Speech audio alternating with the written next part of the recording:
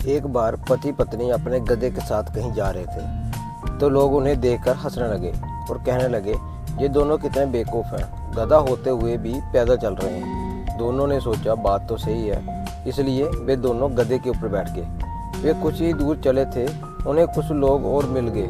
लोग कहने लगे, इन दोनों को तैयार नहीं आती, दोनों के दोनों गधे पर बैठे हैं। उन दोनों ने सोचा बात तो सही है, इसलिए पति नीचे उतर गया और पत्नी को गधे पर बिठा दिया।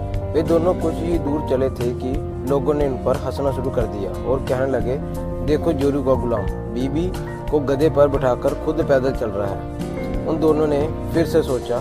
इस बार वह आदमी गधे पर बैठ गया और बीबी को पैदल चलने को कहा। यह देखकर लोगों ने कहना शुरू कर दिया, कैसा आदमी है, खुद गधे पर बैठा है और औरत को पैदल चला रहा है।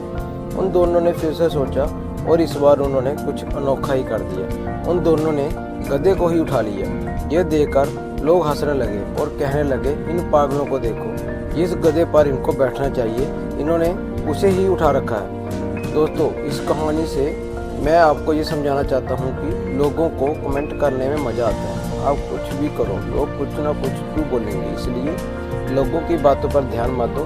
आपको जो कुछ भी सही लगता है वही करो। हम चाहे तो अपने आत्मविश्वास और मेहनत के बल पर अपना भाग्य खुद लिख सकते हैं, और अगर हमें अपना भाग्य लिखना नहीं आता तो परिस्थिति हमारा भाग्य खुद लिख देंगी।